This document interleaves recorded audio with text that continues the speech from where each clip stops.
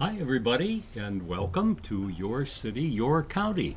Today we're pleased, as we're always pleased, to have great guests on here. Today we happen to have the city administrator and also the director of public works, one person, Matt Murphy. Matt, good to see you. Thank you for having me. I appreciate being here. That's good. And I know it's a little bit early as we're recording this for Christmas and New Year's and for other folks, Hanukkah. But any big plans? Christmas plans, no, the normal. Uh-huh. We'll hunker down a little bit, just enjoy some time off with family and be pretty low key, I guess you could say. Speaking of low key, that's my phone. I'm not going to answer it right now. I guess we'll let it ring. Sure. One of the big topics these days is dredging. I understand there's quite a bit going on at the dock. Yeah, so there's a little bit of miscommunication or I guess misunderstanding. There is some, the Harbor Wall project is getting started. The Harbor Wall project is getting started, and actually that's not the start of the Harbor Wall project. That's actually the start of our dredging that we had planned on doing early spring of 2023, and with some extra testing that we had to do, it didn't quite work out. We pushed it back to get through the boating season to fall, and we're hoping here late this week, early next week, that project will actually start. So the ironworks out of Door County has been moved in here since late October. To get started, and we're just waiting to get through the permitting process. And we were at one point we were able with the DNR and the EPA to land apply all of our spoilings that come out of the inner marina. The city marina. Since then, it hasn't been the case. We have to actually build a clay cell to hold those spoilings because some of the PFAS results that came back. So, with that being said, up on Evergreen, on the far west end of town, southwest corner of on some city property, we're making a cell, and that's where all the spoils will be hauled from the marina dredgings up there, and that's where they'll be stored in place until the EPA and the DNR come together with their number of where we think we're going to fall below, but we don't know what that number is. Mm-hmm. So, like I said, you should see that equipment that's been down there actually the end of this week, early part of next week, actually start moving, and then they have about a month and a half, 2 months worth of work, and then all the spoils will be hauled up to the southwest end of the town there, where the city owns some property, or where all those spoils will be held. So they're just going to be taking stuff out off the bottom of the That's lake what they and the will harbor? be just in the marina. So Okay. just inside the marina wall, there will be no work outside of the marina. So where A and B dock currently sit, or not currently because they're pulled out here for the year, for the winter months. They'll go back in spring, but yes, we will dredge that down to like a 8-10 foot depth. To get those spoils out. We just get a lot of the way the currents are and the way the river, everything kind of wraps right around and dumps it right into our marina, and it has no exit. So the only way that we can get it out of there is to perform this work to actually dredge to get it out of there to the depth that we need for our commercial fleet, sport fishing fleet, and also our recreational boaters that use the marina. How deep is the water now? There's about 3.5, 4 feet in some 3.5 places. feet. Okay, yeah, it's pretty shallow. We were able, with spring water levels coming back up just a hair, enough to get through the season. That we didn't have to, because we weren't able to dredge in spring. We were able to get through the season, but with water levels trending back down, it's time that we have to do something with it to be able to open for the spring of 2024 boating season. Okay, so maybe I could get my kayak in there. You should, you'd be able to get your kayak in there. It'd be a very Yeah. cold trip, though. Yeah. And you mentioned that they're going to be hauling all the spoils to a certain location. What happens if they don't approve of, the level that's at? Does that have to be like cordoned off or something and can't be developed? As So as of right now, yes, it'll be a clay cell, and we will hold it in there until we see where those levels come back. As soon as those levels come back, we're not just going to go and open the cell back up and go move it again. But if the city was at one point decided to develop the land at that point, we would address where those spoils would go. Okay. Yes. Now, before we got on the air here, we were talking a little bit about Division Street Yeah. and what's going to happen in 2024. Yeah, so 2023 was Division Street between Fremont and Jefferson Street was a total reconstruct, brand new water, sewer, sanitary sewer and storm sewer, new curb, sidewalk, and then a new surface. And 2024, we will be starting early in spring, which the 23 project, we didn't get started till August, just the way the bidding process, and by the time we got ready to go, it didn't start till August. But early spring of 2024, we'll be starting the second phase of that project, which will be going from Fremont all the way to Navarino Street, where we'll be redoing some sanitary, some storm. There's a couple places that where State and Steel go through that it's been replaced already, so we'll be skipping kind of over that.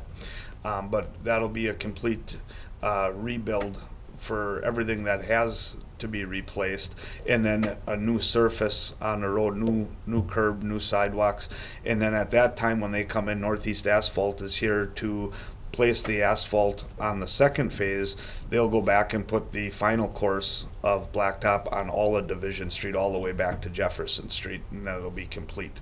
Okay. So right now, Division Street is 95% complete. There's that 5% because that final mat still has to go on a blacktop. That'll happen probably the July timeframe, I'm guessing, of 2024.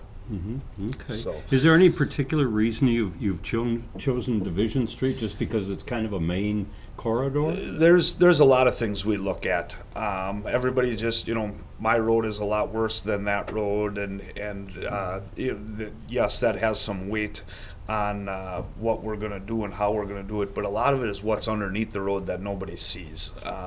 We're jetting pipes and televising inside a sanitary and storm and looking at different issues. That really dictates in our 5-year capital outlay of where we're going next.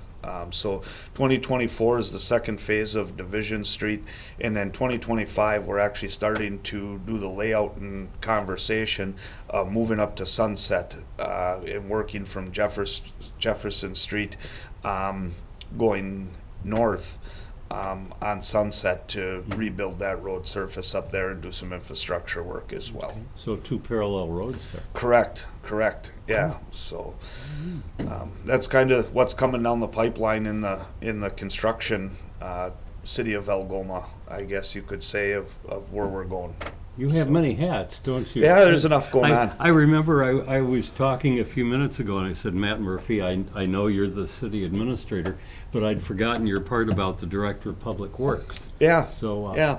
So the public works side of it, I work, with Robert E. Lee, our engineering firm, on a lot of this, but hats off to Casey Gressel, our public works manager. A lot of the day-to-day, working with the guys, scheduling. Casey takes a lot of that off of me, that I'm able to spend more time and be down here. Yeah. So- I remember when you were just the director of public works, and Yeah. it seemed like you got out there a lot. Yeah. I still get out there when things are going on, involved in this dredging project, up with building this cell on the southwest end of town, down in the marina, dealing with ironworks. But I guess to spread my wings a little bit more of the contractual side of it, working with our engineering firm and the contractual side of it as well, too. You So- miss the shovel and the I don't mind the spade? shovel. I still try to get out there every once in a while and help the guys, give them a hand. Usually stop in every morning and check on everybody up there. Me and Casey usually talk 2 or 3 times a day and keep each other up to date. I bet there aren't too many administrators for the cities that go out and get their hands dirty. Yeah, So yeah. I actually enjoy to get out there once in a while. that's So, cool. yeah. That's great. Very good. I know that, and we'll just touch on this real briefly, that they're still working on getting the housing development across from Denny's done. What's the latest on that? Yeah, so the redevelopment project right across the street from Denny's. It's kind of funny. Everybody know the redevelopment project by the grocery store, by Denny's. That's what everybody refers it to, and then that's due west, right across the street from Denny's grocery store. We're still working with our developer with Commonwealth. We're working with the developers agreement now to get that all in place, but the redevelopment authority, that's its own board working with the mayor and city council. We still have intentions to have this shovel ready, that we put a shovel in the ground here come probably I shouldn't say mid spring to June. Hopefully we're ready to go to start the build out, and you should start to see a development taking place down there. It's been a long time from removing the blighted property or the houses to having a vacant lot, and then getting through the grant cycle process and it not turning out so well, and then turning around and ended up being successful for the city of Algoma, to now working with Commonwealth, our developer, to start to make reality of this. So, but it's coming around now. It's a big project. It is. And, It is. For a city like Chicago or Milwaukee, it'd be just, just do this and that and we'll get it done. Yeah. But for a city like Algoma, it's got to be a tough project. It is. It's a project that's a big project for the city, and it's not a project that the city deals with every day. The redevelopment authority, Marty does a fantastic job. Where he stands and the knowledge he has in it is fantastic. It's great to have him be part of this project here with the city of Algoma and helping everybody through it. But I think like I said, come spring, we'll start to see some ground moving and something starting to take place. Sounds good. Yeah. There's some changes coming up with garbage collection too, and I understand that process has started. There is, yes. So we currently have GFL as our garbage carrier, our curbside garbage and recycling pickup for all the residential properties here in the city of Algoma. We are switching as of the 1st of January to Going Garbage. We put out RFPs for pricing, and Going Garbage came back with the best price. So your garbage service will be continued to pick up. The last pickup for GFL will be December 27th. So keep putting your garbage, for all the residents out there that are watching this. Pass it along to your neighbors. December 27th, GFL will be their last garbage pickup here in the city of Algoma. I know it's a Wednesday. Normally garbage pickup is on Tuesday, but because of the holiday, garbage will be picked up on Wednesday, the 27th. And then shortly after that, it could even be the same day, your GFL garbage and recycling bin will be picked up by GFL and taken back. They belong to them. So leave those garbage bins curbside, your GFL bins. And then starting January 3rd, the city started this last Monday here, delivering the new bins. The city crew is out there with Going Garbage Monday, Tuesday, Wednesday, probably continuing through this week, delivering everybody a brand new Going Garbage and recycling bin. So you're going to have two sets of bins on your property here in the city of Algoma. Please bear with us. It seems like a long period of time, but starting January 3rd will be the first garbage pickup for Going Garbage. At that point, use your garbage, put your garbage and your recycling in your Going Garbage bins, and Going Garbage starting January 3rd will be your curbside residential pickup service. And tell your neighbors too. And tell your neighbors, Because anybody you talk to, if anybody has questions, they're more than welcome to call City Hall. We can help you through it.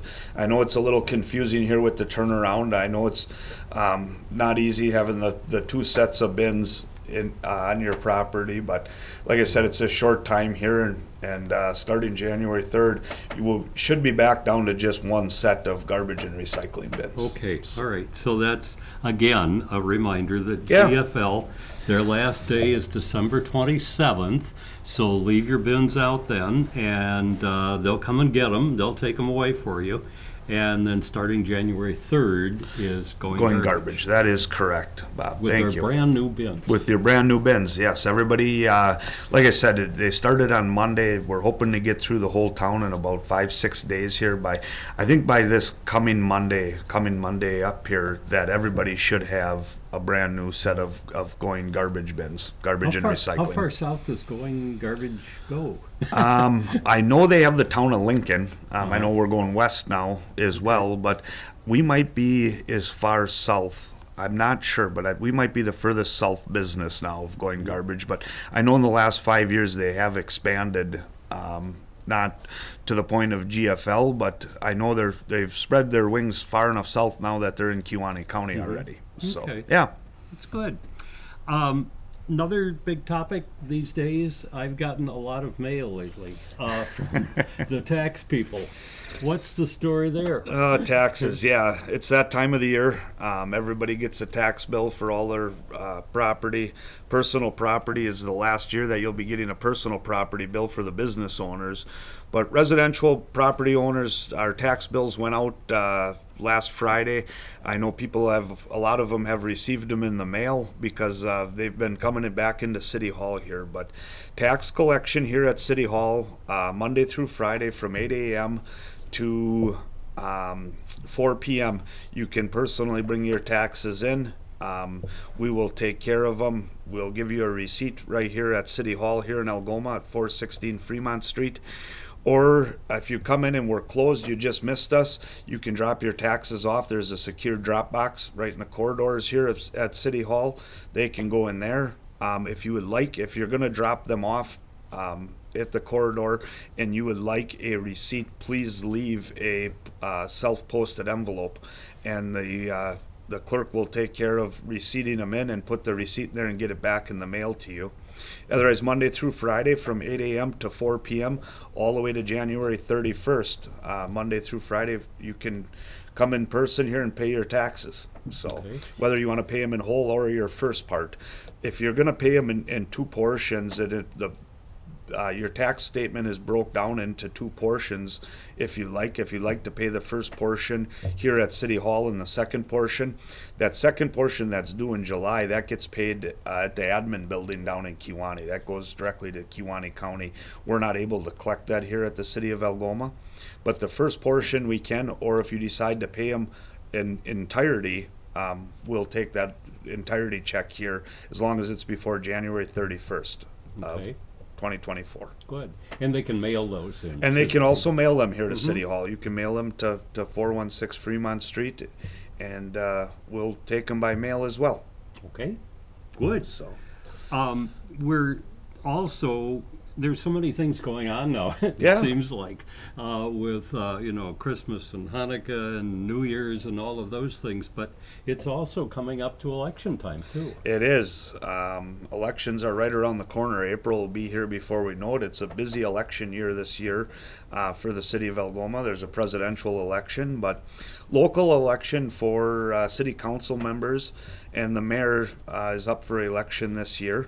If anybody in one of the four wards or for mayor is interested in circulating papers and running for one of the four wards, you can come up here to City Hall, and our clerk will kind of walk you through the process and get you the paperwork to start that if that's something anybody is interested in. But that has started. I know people have been out circulating papers, and we'll see where it goes. Okay. I remember doing that with the school board, and the first term that I ran, I remember it was, I believe, just in the district. I can't remember exactly. Yeah, it was just in this one small district, and I went around and I must have knocked on 100 doors or so. Sure. After that, then it became a citywide thing. So I put an ad in the paper. Paper? Or Sure. on the radio, of course. But anyway, that's coming up soon, so. Yeah, right around the corner here. Like I said, the April general election will be here before we know it. So. And we may have a primary, I suppose. There's a chance that there could be a primary. If there's a primary for any of the mayor or elected official city council member races, which would mean that there were 3 people running for 1 seat or more, there would be a primary that would be held in February. Okay, all right. We'll keep all those things in mind. And with that, this is a shorter version of the show today, but I think we've covered it pretty well. So we thank you so much for being here, Matt. We've been talking with Matt Murphy, who's the city administrator and the director of public works for the city of Algoma. Thank you, Bob. Like I Thank said you. earlier, I appreciate everything you do for the show, and thank you for having me on. I truly appreciate you bet. it. It's been a pleasure. So, It's thank always you much. fun. That's the thing about this show is it's fun. Anyway, that's going to do it for today for your city, your county. We thank you so much for being here today, and we look forward to seeing you next time. And everybody, happy holidays. Take care. Bye.